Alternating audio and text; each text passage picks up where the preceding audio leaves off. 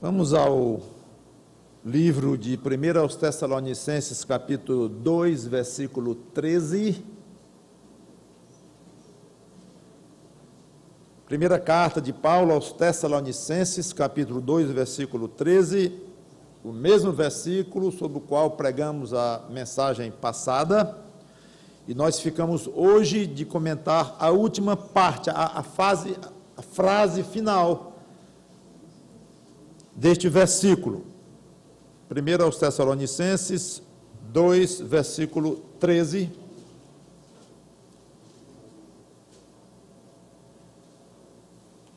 Que diz assim: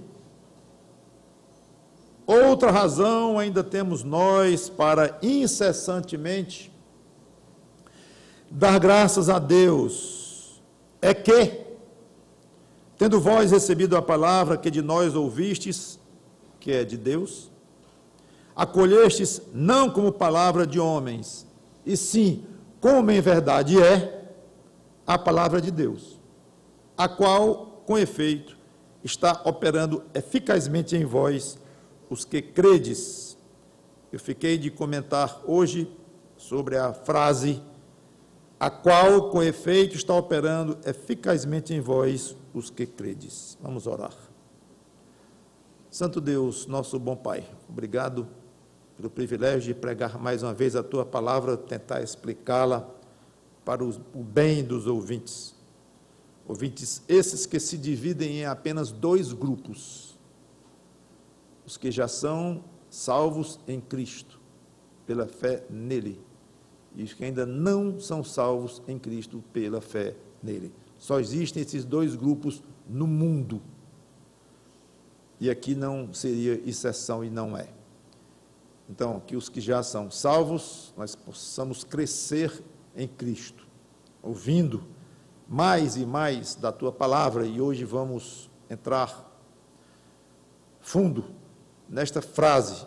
O que Teu apóstolo quis dizer aqui, que ela estava operando eficazmente nos que crerem, nos que criam, nos que viessem a crer, nos que creem hoje, nos que crerão. Esse efeito, que efeito é este? E quanto àqueles que não têm Cristo ainda, não têm tido a felicidade de se entregarem a Cristo, que possam encontrar hoje esta alegria pela Tua graça. Em nome do Senhor Jesus Cristo, te peço e te agradeço. Amém. Então, o título que eu coloquei é Efeito Poderoso, tanto quanto autoexplicativo. A palavra de Deus, a qual está operando eficazmente em vós, os que credes. Esse efeito da Bíblia é tão rico, tão vasto, tão variado, que achei que merecia uma pregação só para explicar isto. É bom saberem que a expressão aqui, operando eficazmente, na realidade é tradução de um verbo, um simples verbo no grego, energeo, de onde vem energia, o nosso energia, energético, e todas essas palavras correlatas, que na língua original significa ser eficaz, atuar, produzir, mostrar poder, mostrar-se operativo. Então é isso o que significa a palavra de Deus, a qual está atuando, está produzindo em vocês, está mostrando poder em vocês que creem. É isso o que Paulo disse. Da maneira como ele coloca, parece até que a Bíblia é um ser vivo, que atua na mente ou na alma, porque ele diz que a palavra está operando, ela própria. E há uma passagem, inclusive, que diz isso de uma maneira ainda mais forte. Essa ideia de uma palavra viva, que funciona, que opera, que produz. Hebreus 4 e 12.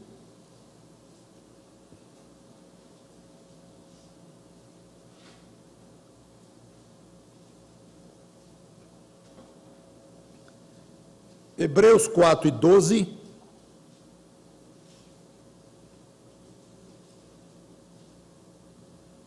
esta é outra que mereceria uma pregação inteira. Porque a palavra de Deus é viva e eficaz e mais cortante do que qualquer espada de 2 gumes e penetra até o ponto de dividir alma e espírito, juntas e medulas, e apta para discernir os pensamentos e propósitos do coração. Como sendo um ser vivo e extremamente eficiente, o que o escritor quer dizer é que a palavra de Deus penetra até o mais íntimo do ser humano, ao ponto de dividir partes que aos olhos dos homens e dentro da capacidade do homem são indivisíveis, como juntas e medulas, medula aquela parte mole do osso. Então, você separar exatamente o que é junto, o que é medula, não dá. Hoje eu não sou médico, não sei o que se conseguiu nesta área com relação a 2000 anos, mas imaginem, sendo hoje ainda bem complicadas cirurgias que envolvem articulações, imagine como era 2000 anos atrás para o autor dizer, não dá para dividir, é tudo tão junto que não conseguimos. E ele então diz, a palavra de Deus divide.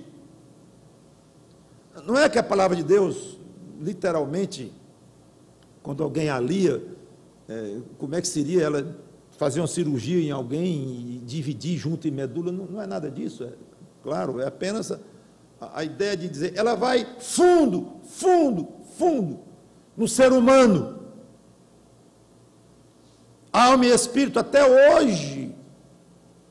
hoje tem discussão sobre o que significa alma e espírito.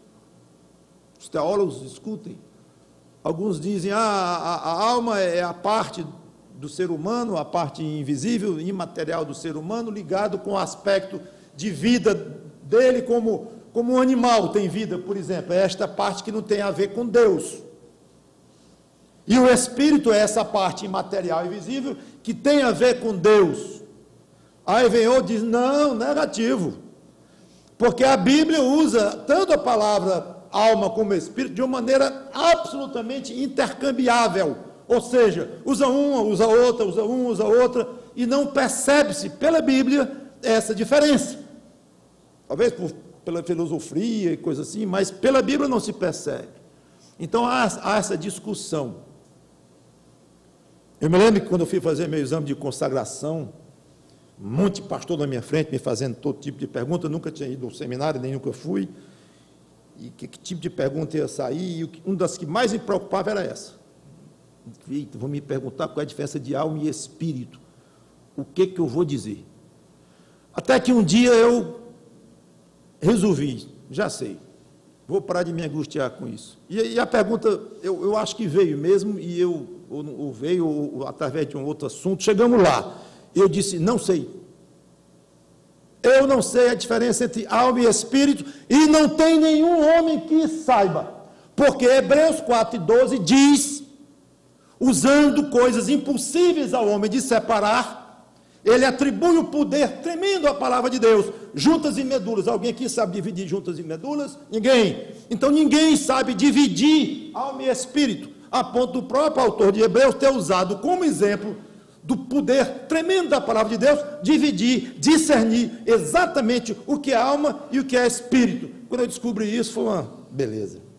Nunca mais me angustiei. Eu tenho prazer de dizer, eu não sei a diferença entre alma e espírito. Se alguém saiba, estou às ordens para conversar. Mas, como eu falei, o próprio fato do autor de Hebreus dizer que a palavra de Deus, ela penetra até o ponto de dividir alma e espírito, é porque o ser humano não sabe. E não sabe mesmo. Deve ter alguma diferença. Eu acho que tem diferença. Por quê? Porque o Espírito Santo divide. Então tem. Espírito para cá e alma para lá. Agora divida você. Divida eu. Não sabemos onde é que entra um e termina o outro. É com Deus isso. Mas o fato é que a palavra de Deus é extremamente poderosa, e ela coloca o homem que lê a palavra, que se expõe a ela, frente a frente com a sua consciência, como ele diz aqui, apta para discernir os pensamentos e propósitos do coração. É como se a palavra de Deus desse ao homem a capacidade ou uma influência tal da própria consciência que ele começa a ter mais condições de examinar com mais cuidado, com mais rigor o seu próprio pensamento e ser mais exigente com ele mesmo, a ponto de ficar sem desculpa diante de Deus. Pastor Haroldo, meu pai na fé, dizia muito: quem se expõe à palavra de Deus nunca mais é o mesmo. Nunca mais. Pode até não se converter. E a maioria não se converte, infelizmente. Ouve alguns anos, décadas, e nunca se converte. Mas o que ele quer dizer é que uma pessoa que se expõe à palavra de Deus não é mais a mesma. Interessante como esse versículo aqui tem a ver com esta afirmação dele, que eu sempre achei muito curiosa. Convertendo-se ou não, mesmo aquele que resiste, mas ele resiste agora num estado diferente que ele estava antes de se expor à palavra de Deus, porque a consciência dele está mais aguda, ela vai dar mais trabalho a ele, o tornou mais consciente, e ele fica realmente mais rigoroso consigo mesmo, mesmo que não queira, mesmo que ele recuse esse tipo de situação, mas o Espírito Santo vai dar trabalho. Vai dar muito trabalho, o Espírito Santo vai dar muito trabalho a uma consciência que se expôs à palavra de Deus e não se rendeu a ela. Vai dar trabalho. É isso que ele quer dizer, vai fundo. E fica difícil a pessoa enganar-se a si mesma. Afinal, a Bíblia é um ser vivo ou não? Não. Nessas passagens que afirmam que a Bíblia é viva e eficaz, isso é uma estratégia, é uma maneira de deixar mais forte, mais bem impressa na mente do ouvinte algo, e por isso personifica a palavra de Deus como sendo viva. É mais forte falar assim, é mais fácil nós compreendermos. Quem de fato opera no íntimo do ser humano pela pregação da palavra, quem de fato regenera, renova, santifica, transforma, é o Espírito Santo de Deus. Esse é literalmente vivo, aliás, tão vivo que nunca teve começo de existência, terceira pessoa da Trindade. Vivo mesmo é o Espírito Santo.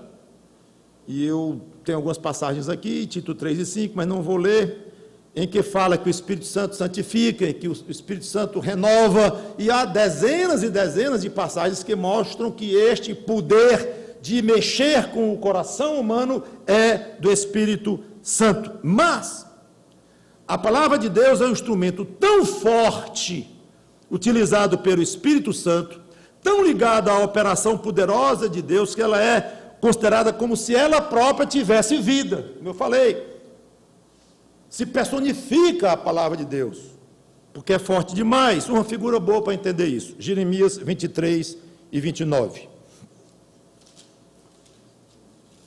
Eu já cheguei lá, se você quiser basta ouvir. Eu vou ler muitas passagens hoje, não vou esperar muito não.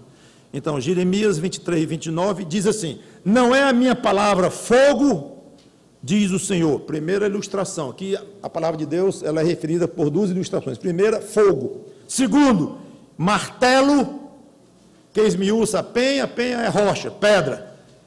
Então, eu vou ficar com essa segunda. A minha palavra é um martelo que despedaça uma rocha. Você chega numa sala, tem lá um martelo, e tem lá uma rocha, uma pedra. Aí você diz: martelo, quebra esta pedra. Martelo, quebra esta pedra. Aí você vai lá, pega o martelo com a mão, bate na rocha e você quebra a rocha. O martelo quebrou aquela rocha? Sim ou não? Sim e não. Não, porque sozinho ele não fez coisa nenhuma. O homem mandou 3 vezes e ela não obedeceu. O martelo não fez coisa nenhuma. Então ele é incapaz de fazer nada só. E sim, porque quando movido por uma mão, por sua vez movida por um braço, com uma certa força, então o martelo é um instrumento apropriado pela sua resistência, pela sua maneira de ser construído e tal, apropriado para quebrar a pedra.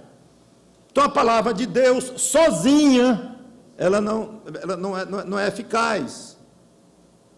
Mas manuseada pelo Espírito Santo de Deus, ela é extremamente poderosa. Só que pensando nesse exemplo, eu entendo que há uma diferença ainda entre as duas figuras, uma diferença. É que o martelo inativo, parado, é uma coisa real. Claro, a maior parte dos martelos, inclusive, vivem inativos, parados. Até o dia que chega a mão do dono e pega e bate na pedra, no prego, seja lá onde for. Então, vale o exemplo de um martelo inativo. Não é um exemplo teórico.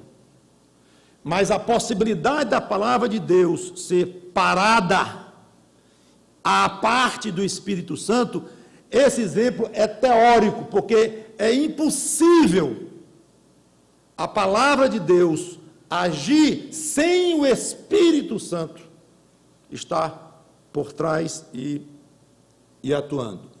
Nunca ninguém verá a palavra de Deus inativa. Nunca. Eu preguei a palavra de Deus e não aconteceu nada.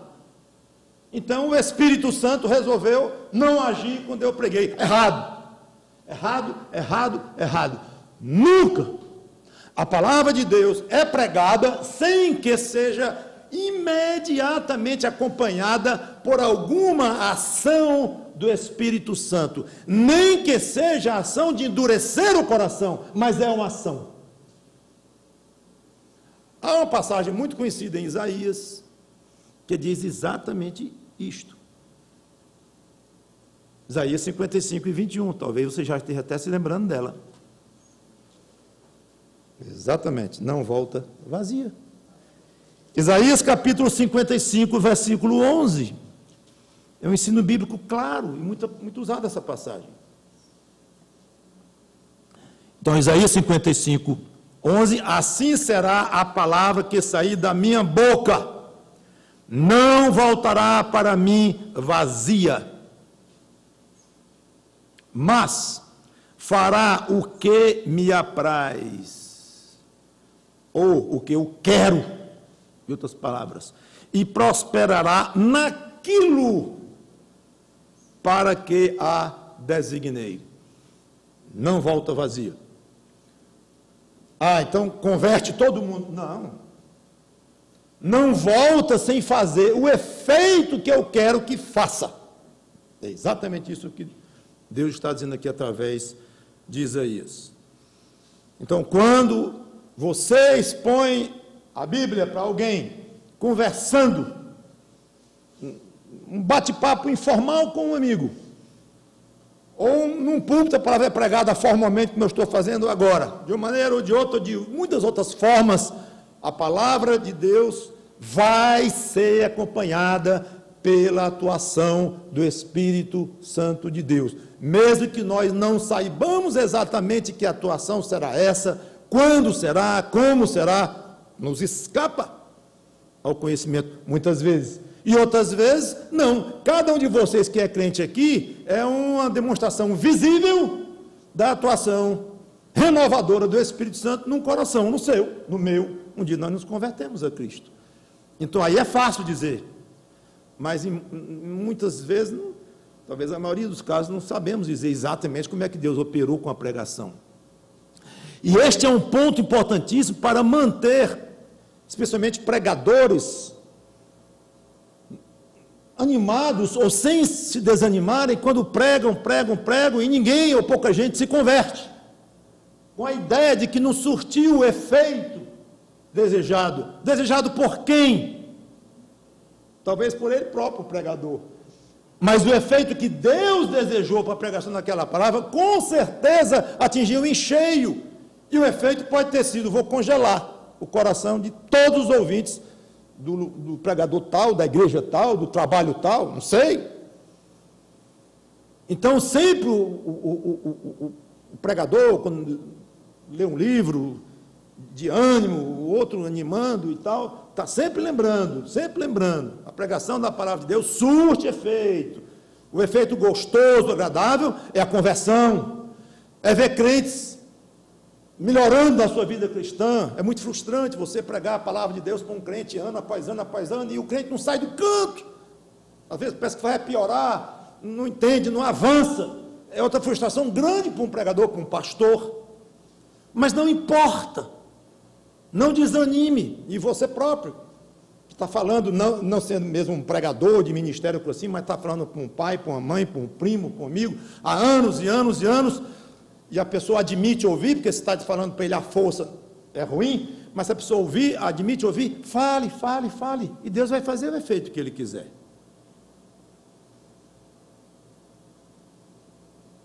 Quero ver com vocês alguns dos efeitos de que Paulo falou. Está operando eficazmente em vós os que credes. Começa a operação, alguns exemplos que eu quero dar. Alimenta a alma. A Bíblia é alimento para a alma ou para o espírito. 1 Pedro, capítulo 2, versículo 2. Primeira carta de Pedro, capítulo 2, versículo 2.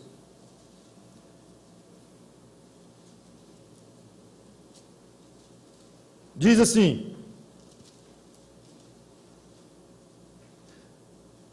desejai ardentemente, como crianças recém-nascidas, o genuíno leite espiritual, para que por ele vos seja dado crescimento para salvação.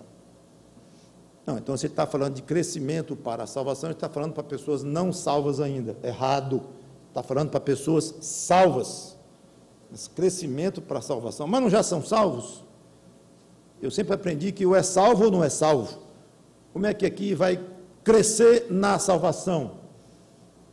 Porque a salvação é algo que vai se desenvolvendo no crente, no sentido de ele ser mais santificado, dele conhecer mais a Deus, dele mortificar mais ainda o seu corpo, os seus pensamentos ruins.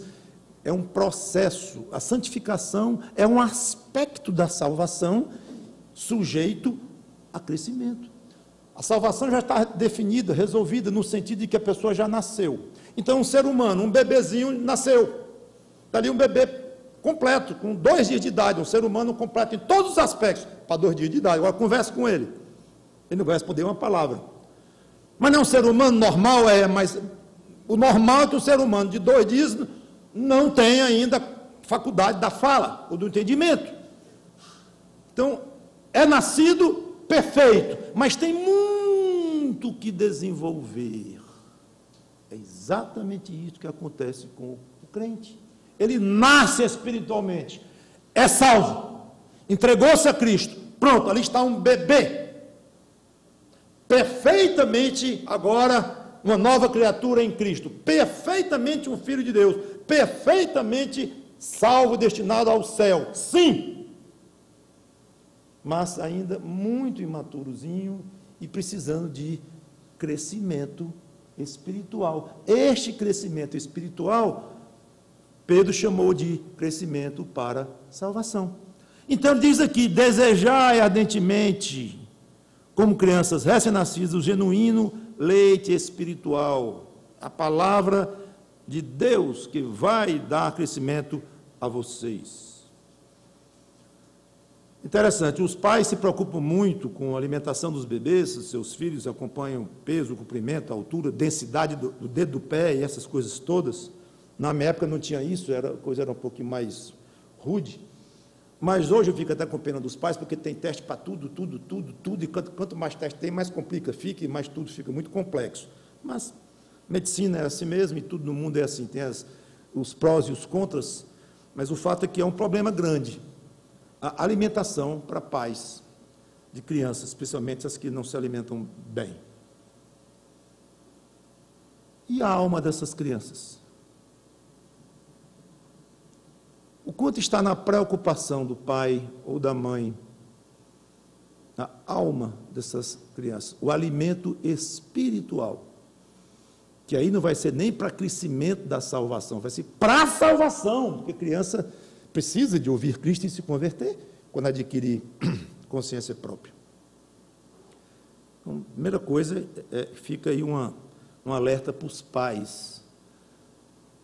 Fala-se muito, papai, mamãe, nas coisas do dia a dia, carro, avião, lua e tal. Mas os termos espirituais, os conceitos espirituais, precisam ser apresentados o mais rápido possível à criança e ser alvo de oração e muita atenção da parte dos pais. Agora, nós adultos ainda continuamos muito ligados com alimentação, com a dieta saudável e tudo.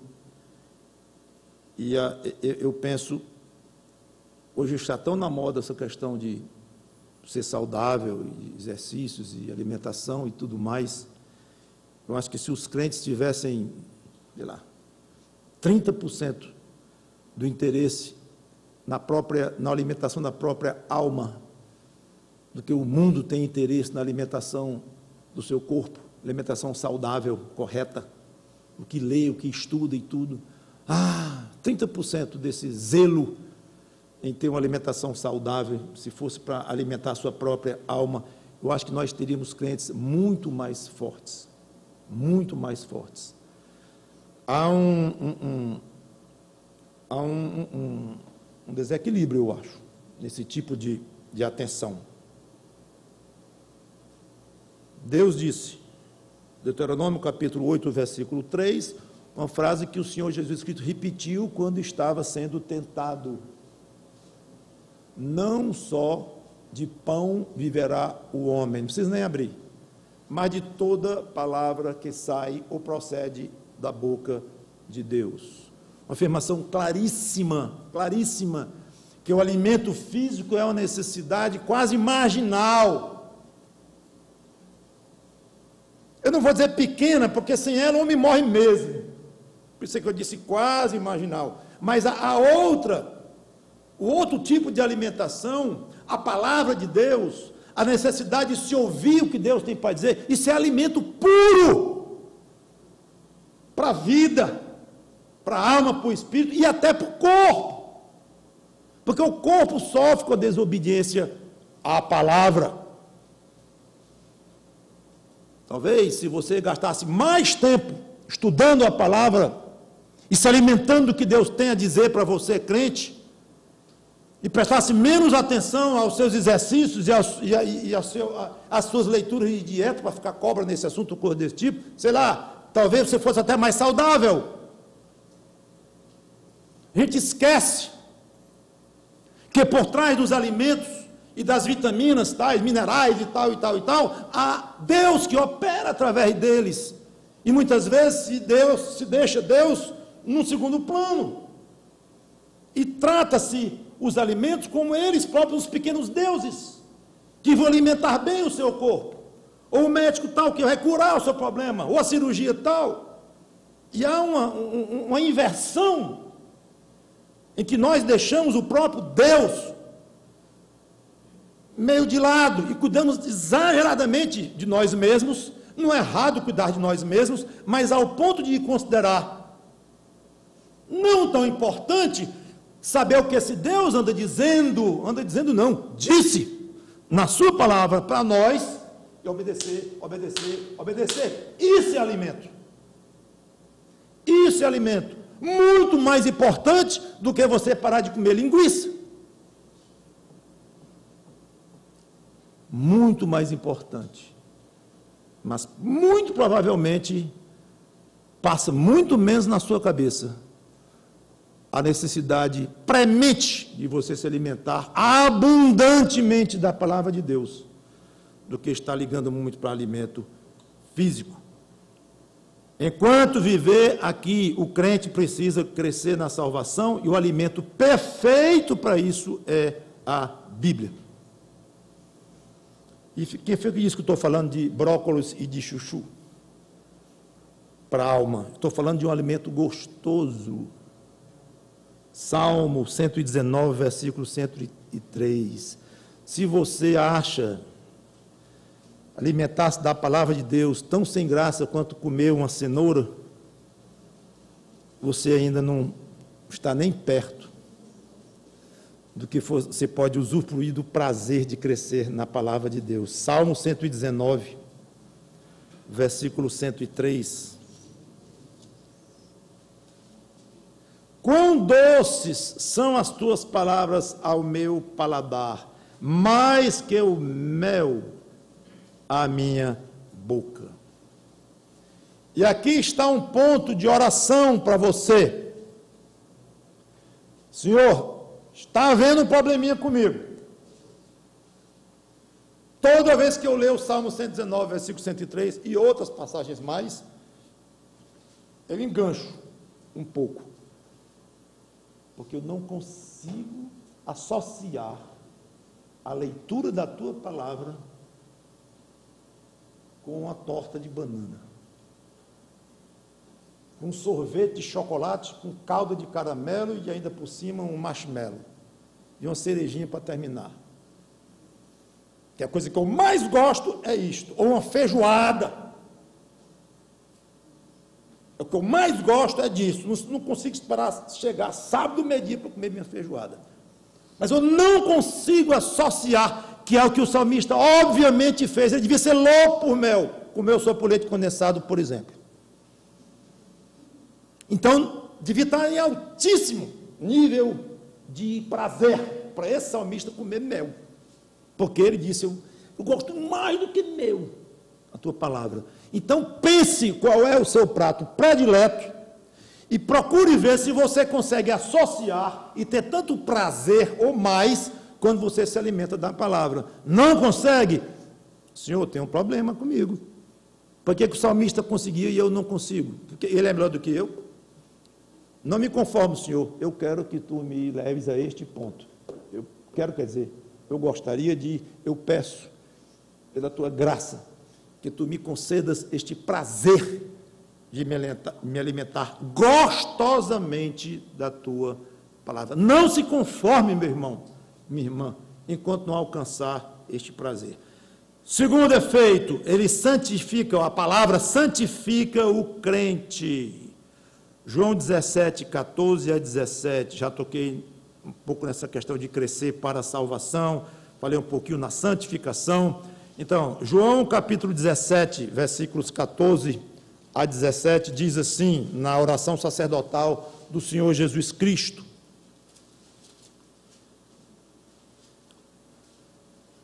João 17, 14 a 17. Jesus orando ao Pai, na noite em que ele foi traído. Eu lhes tenho dado a tua palavra. E o mundo os odiou, porque eles não são do mundo, como também eu não sou. Não peço que os tires do mundo, e sim que eu guardes do mal. Eles não são do mundo, como também eu não sou. Santifica-os na verdade. Que verdade, Senhor Jesus Cristo? A tua palavra é a verdade. Quer mais claro do que isso? Não pode. Não pode. E quando o Senhor Jesus Cristo quer dizer para o Pai que ele forneceu aos discípulos dele o melhor que ele poderia para que eles aprendessem a verdade, ele não falou dos milagres que fez entre eles, do poder que ele mostrou entre eles, da bondade que ele mostrou curando as pessoas. Ele não argumentou nada disto. O que foi que ele disse? Eu transmiti a eles a tua palavra. Impressionante isso. O peso que o próprio Jesus dá a este fato. A tua palavra.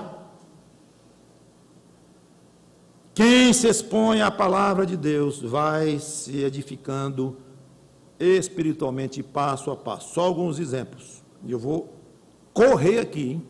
Talvez seja melhor você não me acompanhar, é apenas ouvir o que eu vou ler várias passagens. Adquire mais poder na luta espiritual. Efésios capítulo 6, versículo 17, que diz assim, na famosa passagem da armadura de Deus: tomai também o capacete da salvação e a espada do Espírito. Que espada é essa? Cada um imagina e responde como quiser. Não, está explicado. A espada do Espírito, que é a palavra de Deus. Então, outra figura, além do fogo, além do martelo que esmiuça a pedra, mais um aqui, ela é a palavra, é a espada, e poderíamos dizer a mesma coisa. Uma espada não faz nada sozinha, sem a mão do soldado. Então a palavra de Deus, corroborando aquilo que eu disse, não é que ela tenha vida em si mesma, mas o Espírito Santo usa essa palavra, e a arma que nós temos para nos defender e até atacar espiritualmente é a palavra de Deus. Ela é uma espada. Então ela nos equipa para a luta espiritual que nós enfrentamos constantemente. Jesus se defendeu com o quê? Na sua tentação diante de Satanás? Palavra, palavra, palavra. Só usou esta arma o tempo todo. Não usou poder especial e coisa desse tipo. Se usou foi coisa secundária. Mas a palavra, ele usou. Tem caído muito em pecado, anda sem resistência espiritual, falta do manuseio correto da palavra de Deus. Torna-se mais puro, Salmo 119, versículo 9. Estou me reportando muitas vezes Salmo 119, porque esse salmo ele é todinho em cima da palavra de Deus, fala sobre a palavra de Deus, é um salmo, inclusive, enorme. Salmo 119, 9. De que maneira poderá o jovem guardar puro o seu caminho, observando-o segundo a tua palavra? Ainda bem que hoje é comum, ainda bem, comum, um pai entrar no quarto do filho, talvez sem avisar, entra a porta dentro, lá está a menina de 13 anos ou o filho de 15, gostosamente lendo a palavra de Deus. Pastor, o senhor está sendo irônico, e muito.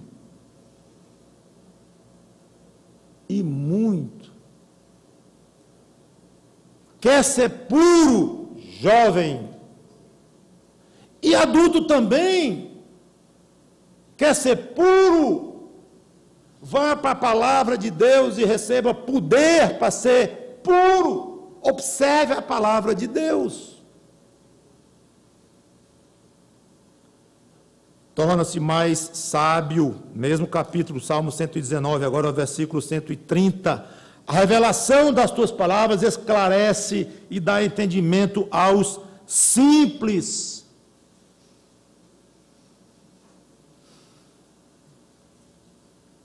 Eu não sei o quanto você acredita nisto.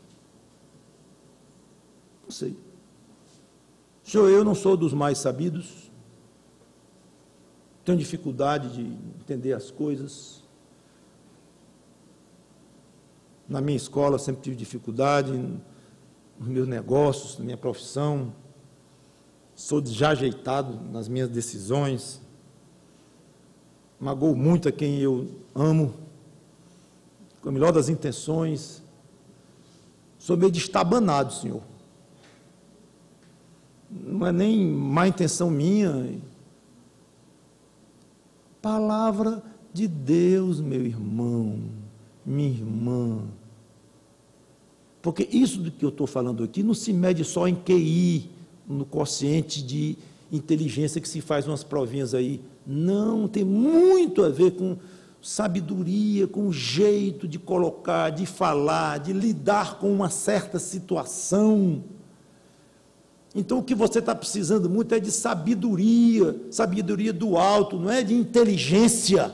Até a questão da inteligência, ultimamente, já se tem discutido muito, inteligência emocional, inteligência para aquilo, inteligência para... Tem vários tipos diferentes de inteligência, é muito complexo, essa questão de ser inteligente ou não ser inteligente. Esqueça a inteligência, e não se esqueça um minuto só da sua vida de sabedoria. Sabedoria. Se você é inteligentíssimo, tirou notas máximas na escola e estuda física com facilidade, e as fórmulas matemáticas, e é um cirurgião genial, seja lá o que for, esqueça a sua sabedoria, a sua inteligência, ela vale muito pouco para a sua vida, para o seu trabalho de Deus, para a sua utilidade como servo de Deus. Sua inteligência vale pouquíssimo. Se é muita, graças a Deus, utilize-a. Se é bem pouquinho, graças a Deus, utilize-a. Não importa. Mas uma coisa que você não tem desculpa de desprezar ou de não buscar insistentemente é a sabedoria que vem do alto. E não venha dizer que você não busca porque você não é inteligente. Porque uma coisa está dissociada da outra. E a palavra de Deus diz, fala muito da importância da sabedoria, ao ponto de Tiago dizer no livro dele: quem necessita de sabedoria, peça a Deus, que talvez Ele dê, não, que a todos dá, liberalmente, e não lança no rosto. Peça sabedoria. E como é que vem esta sabedoria? Tem alguma dica? Tem um curso para se adquirir essa sabedoria? Palavra de Deus. Ela dá entendimento aos simples. Ele não está dizendo aqui que vai elevar o QI daquele que não tem muita inteligência de raciocínio abstrato, coisa desse tipo. Que você vai estudar a palavra de Deus agora, durante todo o seu cursinho, e vai passar bem no vestibular, porque a Bíblia promete que dá esse entendimento ao simples. Você é simples, tem o QI modesto, vai passar agora, beleza, porque estudou a palavra de Deus. Errado. Esse entendimento aqui é sabedoria para as coisas, para o dia a dia, para ser um instrumento afiado de Deus na vida das pessoas. Gente, nós temos muita capacidade nas mãos, nós temos ao nosso dispor muito poder, muita orientação, muito. E infelizmente eu me sinto um pouco papagaio. Me sinto um pouco papagaio. Repetindo. Quantas vezes, em mais de 30 anos de pregador, eu já disse isto, que a palavra de Deus é eficaz, é importante, é viva, e você precisa da palavra de Deus para ser sábio, para ser santo, para ser puro, para ser isso, para ser aquilo. E vou continuar dizendo, porque alguns, graças a Deus, levam a sério e mergulham, mas são poucos e cada vez menos. Você responde por si. Há aqui um efeito da santificação no crente que a palavra de Deus produz, que eu achei fantástico. 1 Pedro 1:22.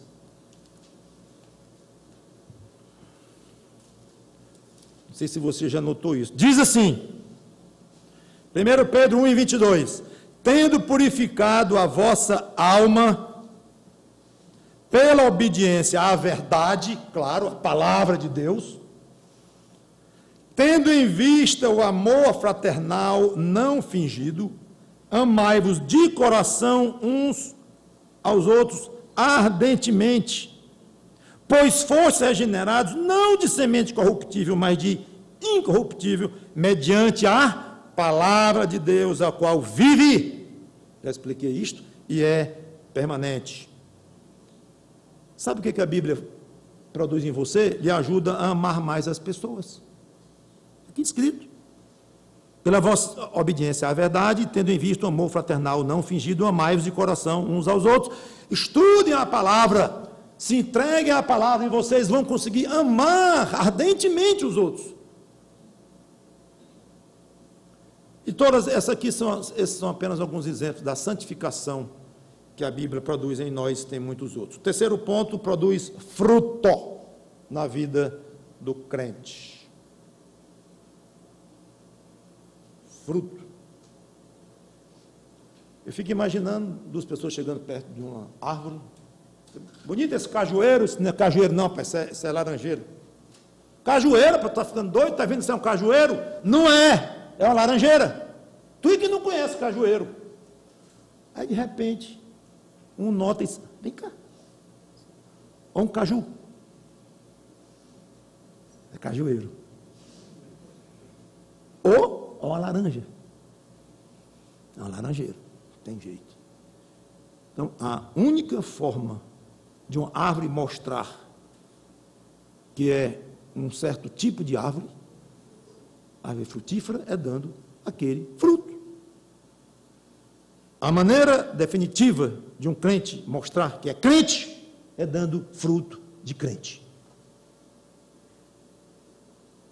Não tem jeito. É crente, pois trate de dar fruto de crente. Ou não ouse ficar dizendo que é crente.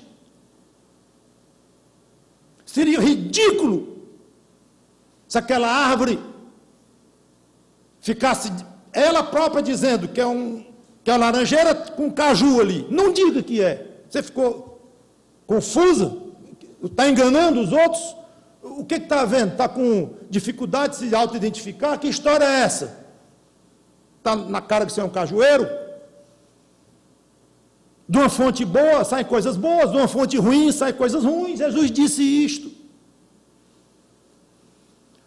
Não existe a possibilidade de um crente ser altamente edificado, cada vez mais parecido com Cristo, mas só por dentro,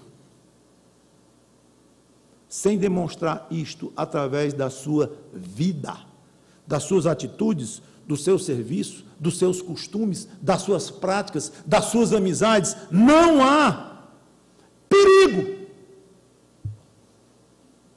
de alguém dizer, eu estou crescendo em Cristo, só aqui dentro. Não me cobre comportamento, porque isso é coisa externa. Eu conheço o meu coração diante de Deus. Não se meta no meu coração. Tudo bem. Mas a sua vida mostra o seu coração.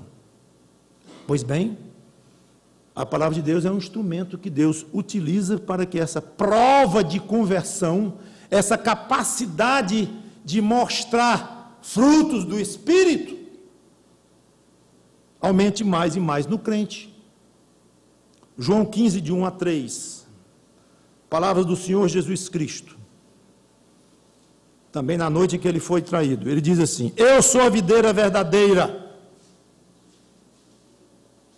e meu pai é o agricultor. João 15, 1 em diante, todo ramo que estando em mim, não der fruto, ele o corta, e todo o que dá fruto, ele limpa. Para quê? Para que produza mais fruto ainda. Aí vem o espetáculo. É a lição do Senhor Jesus Cristo, de mostrar como é que é essa limpeza. Logo no versículo seguinte, está escrito, versículo 3, lê. Vós já estáis limpos, pela palavra que vos tenho falado. Permanecei em mim, eu permanecerei em vós. E continua aqui falando muito dessa produção de frutos e da coerência de fruto com alguém que realmente é crente. Então, esse limpar, para que dê mais fruto, não precisa usar a sua imaginação para descobrir o que é, não precisa bolar uma teoria esquisitíssima para mostrar isso, apelar para o misticismo, ou ir lá para estudar Orígenes, porque ele gostava de aplicar tudo para tudo, era até, talvez, ridículo. Mas o que ele dizia? O que isso é aquilo, aquilo outro, e vai para mil especulações. Não precisa especular. Está escrito. Você quer dar fruto? Você quer produzir frutos de crente? Se limpe. Como? Pela palavra de Deus.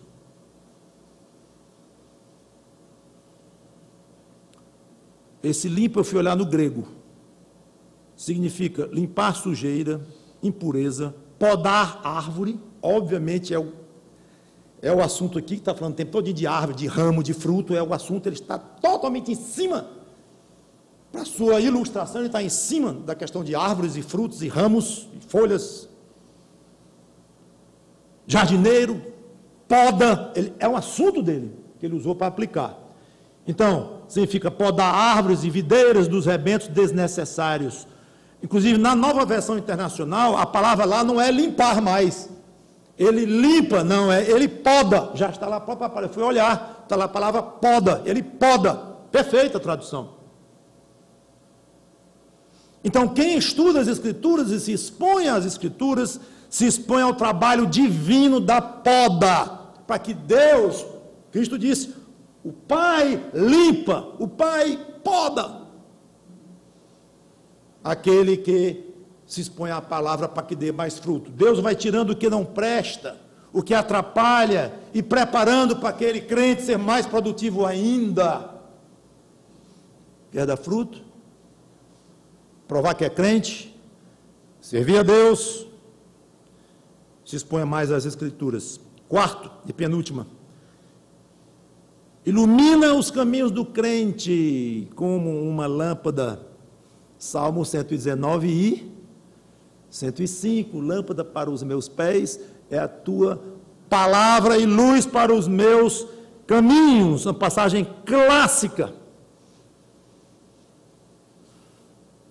Só que seria estranho um dia alguém sair da escola dominical aqui, sol bonito, 11 horas da manhã. Vai de que para casa, irmão? Eu vou a pé, que eu moro aqui pertinho. Toma aqui uma lanterna para qualquer problema no caminho. Uma lanterna, pastor? São 11 horas da manhã. Você não está vendo o sol? Não tem sentido em se falar em lanterna de dia. Então, o que significa quando o salmista disse, ela é lâmpada para os meus pés? Ele assumiu que vivia numa situação de escuridão. Assim não teria sentido nenhum a afirmação dele. Lâmpada para quê? No claro. Não sei se você já tinha pensado nisso. E é exatamente isso que o autor pressupõe e que a Bíblia todinha apoia. Nós nascemos, nos criamos num mundo cercado de escuridão. Não é novidade, a gente esquece muitas vezes isso. Escuridão externa, tem duas passagens, só vou ler uma, Efésios 6 e 12. Efésios 6 e 12 diz assim: porque a nossa luta não é contra carne e sangue, sim contra os principados e potestades, contra os dominadores deste mundo tenebroso. Tenebroso é que é envolto em trevas. Tenebroso é exatamente isto, envolto em trevas. Este mundo envolto em trevas. Os dominadores deste mundo envolto em trevas. Então nós temos trevas ao nosso redor. Vá para a rua e olha ao lado, você vai ver, pode ser meio-dia, mas você vai ver trevas, no sentido do que há no mundo, o sistema que domina o mundo, é o sistema do príncipe deste mundo, que é o diabo. Aqui não tem nada a ver com a luz do sol, mas é um mundo que vive em trevas, é o que você vê ao seu redor. Agora, olhe para dentro de você próprio, que é o que você vai ver também, trevas. O diabo cegou o entendimento dos incrédulos para que não lhes resplandeça a luz do evangelho da glória de Deus. Cegou. O cego vive em trevas. Atos 26, 18, Cristo disse para Paulo: eu preciso de você para levar aqueles que estão nas trevas para a luz, usando minhas palavras. Então, quando nós nos convertemos, quando você se converteu, se você é crente, você foi iluminado por dentro, seu interior foi iluminado, mas ainda há, infelizmente, sempre haverá cantinhos escuros da sua alma, cantinhos ou cantões, não sei, que precisam de iluminação. Você precisa de iluminação, eu preciso de iluminação interna, e é a Bíblia que vai nos iluminando. Antes de ir para o último ponto, passagem impressionante, e como é que isso pode ter sido escrito por um pescador, um homem rude. Olha que passagem poética, em que Pedro, ele abrange os dois sentidos aqui dessa afirmação dele, o externo e o interno. 2 Pedro 1:19 diz assim: temos assim, tanto mais confirmada a palavra profética, Bíblia, palavra de Deus, temos mais confirmado a palavra profética, a palavra de Deus, e fazeis bem em atendê-la, como uma candeia que brilha em lugar tenebroso, olha a palavra de novo, em lugar escuro, até que o dia clareie e a estrela da alva nasça em vosso coração. Então ele usa o aspecto externo, ela vai nos iluminando, clareando, por dentro e por fora, à medida que nós avançamos deste mundo tenebroso até chegar no dia de Cristo.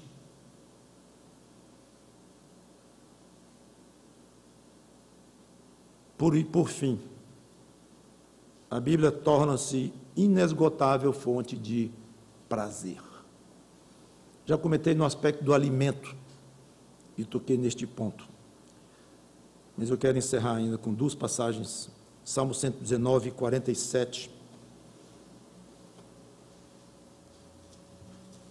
Prazer, prazer. Numa geração que sacrifica o corpo, sacrifica a mente, sacrifica até o seu cérebro, no caso das drogas, em troca de prazer, e o seu corpo, com sexo, errado, fora do casamento, por troca de prazer, e outros sacrificam a alma, vendem a alma, por troca de dinheiro, prazer de ganhar dinheiro, prazer. Você quer prazer? Você quer prazer para valer? Salmo 119, 47.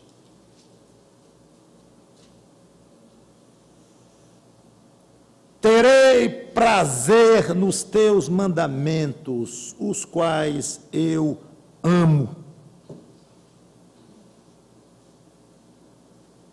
Os quais eu amo, e aqui está um segredo grande nessa história. Os quais eu amo. Aí eu fiquei pensando, ele tem prazer porque ama ou ele ama porque tem prazer? Eu acho que a base é o amor pela palavra de Deus, que o leva a ter prazer. É o que a palavra de Deus representa para ele. Ele ama a palavra de Deus, então uma vez que ele ama, ele tem prazer. É óbvio, porque você naturalmente tem prazer nas coisas que você ama. O pecador ama o pecado e tem um prazer enorme com ele. Ele tem prazer. Jeremias descreve essa experiência. Jeremias 15, 16, que diz assim, já cheguei. Acharas as tuas palavras, logo as comi, as tuas palavras me foram gozo e alegria para o coração, pois pelo teu nome sou chamado, ó Senhor, Deus dos exércitos. Se você não tem prazer na Bíblia, reflita sobre o que ela representa para você.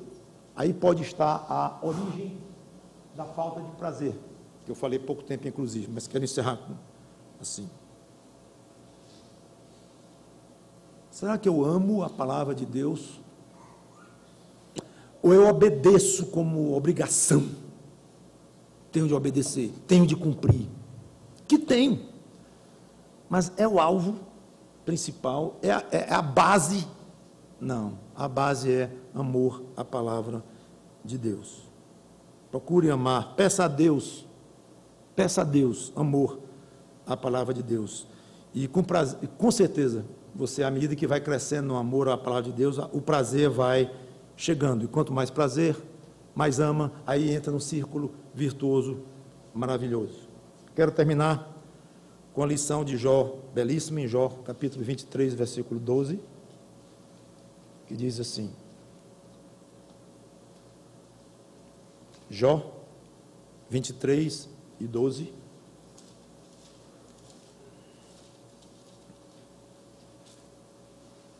do mandamento de seus lábios nunca me apartei, escondi no íntimo as palavras da sua boca. Ninguém guarda um pedaço de pano velho, um jornal antigo, uma caneta esferográfica que secou. Quando se guarda algo, é porque tem algum valor, pelo menos. E quanto mais valor, mais bem guardado. Quanto mais cara a sua joia, mais você vai protegê-la. Pois Jó valorizava tanto a palavra de Deus, que a guardava no lugar mais valioso que ele tinha. E mais seguro, o coração dele.